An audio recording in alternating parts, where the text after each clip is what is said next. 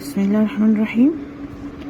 متابعي الاعزاء، ازيكم عاملين ايه؟ يا رب تكونوا بخير. النهارده هنعمل شويه معجنات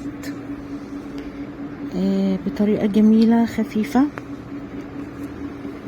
وطبعا هنعمل اكتر من شكل وكمان اكتر من حشوه.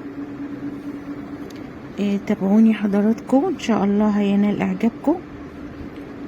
طبعا زي ما شفتوا كده انا معايا كيلو دقيق، طبعا وبيكنج باودر، وكمان دي خميرة جافة اللي هي الخميرة الفورية عامة.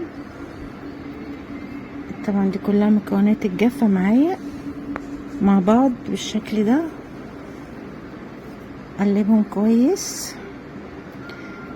وكمان دي معلقة سكر عشان تنشط معايا طبعا الخميرة وتساعد على ان العجينة تبقى خفيفة معايا.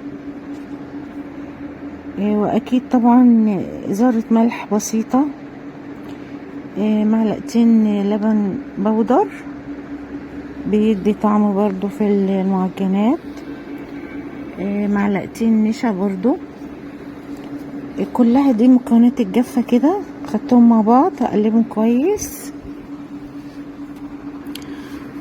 وهنا طبعا ده مج سمنة على زيت، تقريبا انا حطيت نص المج،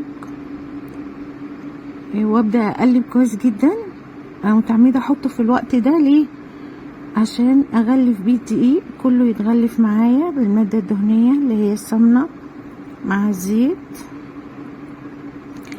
لان طبعا ده هيساعد منها اني انا تبقى معايا عجينه هشه وخفيفه.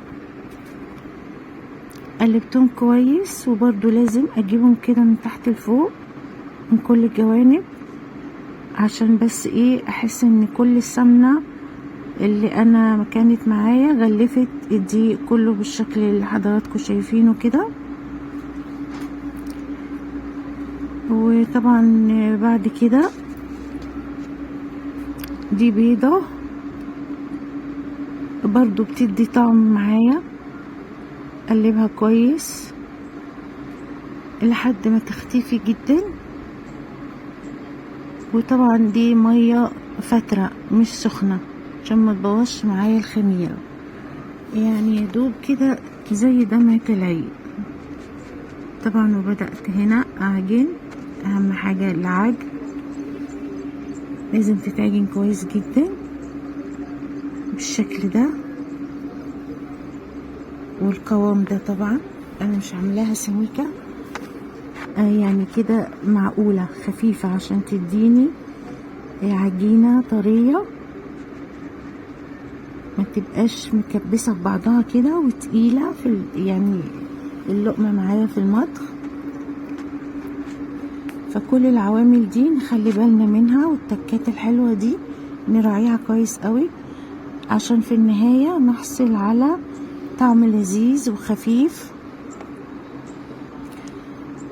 وطبعا حضراتكم اكيد عارفين انا هنا غطيت العجينة وسبتها في مكان دافي تختمر. انا ما عنديش عجوة، اعمل ايه؟ ده بلح زايد عندي من شهر رمضان، غسلته كويس وشلت منه النوى وحطيته في حلة مية بتغلي، هيغلي معايا شوية وبعد كده اصفيه، وبعدين هاخده في الكبة مع شوية سمنة اللي هم اتبقوا معايا، هيطحنوا كويس قوي في الكبة، هتديني عجوة جميلة جدا وناعمة جدا واحسن كمان من اللي بنشتريها. وهي بلح صافي معلهاش اي خلطات ولا اي حاجات انا معرفهاش. طبعا كده العجينة بعد ما اختمرت انا خدتها كور عشان اسهل عليا، وسبتهم شوية وغطيتهم عشان يبقى سهل الفرد معايا. طبعا انا عندي البلح اللي انا عملته عجوة دي خلطة، وكمان خلطة تاني عبارة عن جبنة وفلفل وطماطم وشوية بقدونس.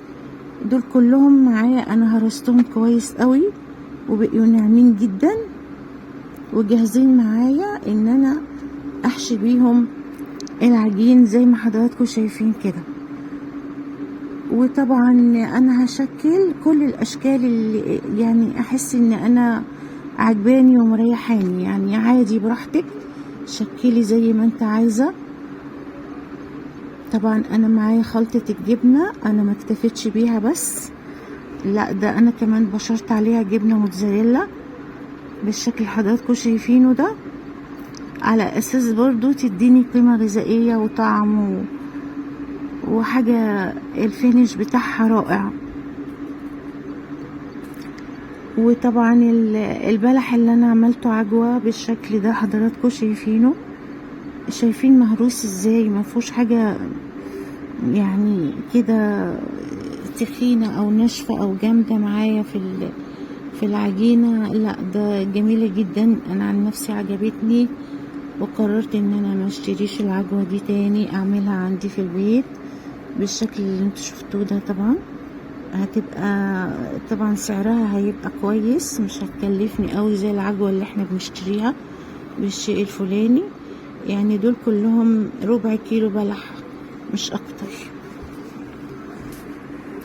وطبعا كده العجينة معايا انا شكلتها ما بين الجبنة طبعا اللي هي انا مخلطاها معايا جبنة طبعا صحية وفيها مكونات صحية وجميلة، والعجوة كمان بالشكل ده. وخدت كل الاشكال رول وكمان دواير وقطع جزأتها، يعني طريقة بسيطة جدا وصحية وسهلة وطبعا مش مكلفة، لان احنا برضو بنحاول نوفر بقدر المستطاع.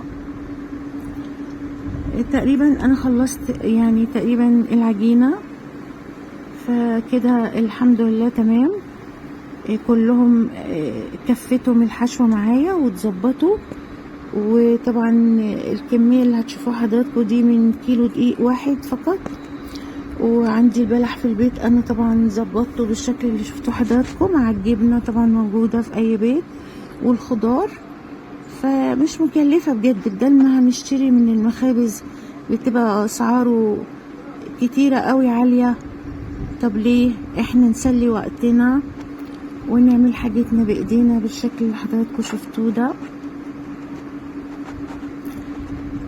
وطبعا السوا عندي انا مشغله الفرن على درجة حرارة 170.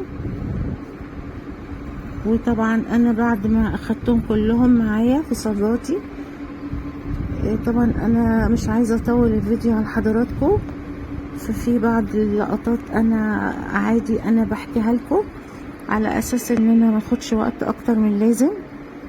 فكده انا انتهيت تماما وخلصت كل مكوناتي العجينة والخلطة، على ما الفرن بدأت خلاص تقريبا تبقى جاهزة، لان انا ما ينفعش، ودي معلومة طبعا، ان انا احط اي معجنات في الفرن الا بعد ما الفرن تبقى معايا سخنة جدا جدا جدا، لاني لو حطيتها وهي لسه ما سخنتش هلاقي كل المعجنات دي ما بقتش حلوة. فلازم تكون درجة حرارتها عالية عشان تبقى منتفخة وجميلة. وده الشكل النهائي حضراتكم.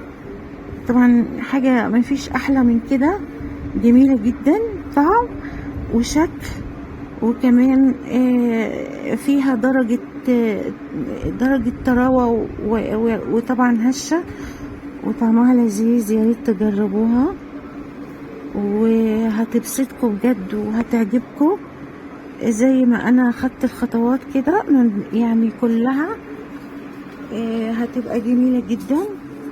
والف هنا وشفا اللي جرب. وطبعا شكرا لكم جدا، وما تنسونيش في اللايك والشير والاشتراك في القناة عشان يوصلكم كل جديد بأمر الله وتوصلكم إشعارات. فأستودعكم الله وأسيبكم طبعا في رعاية الله، وإن شاء الله نتقابل في فيديو جديد. وطبعا أشكركم جدا جدا جدا، وإلى اللقاء. سلام الله عليكم ورحمة وبركاته.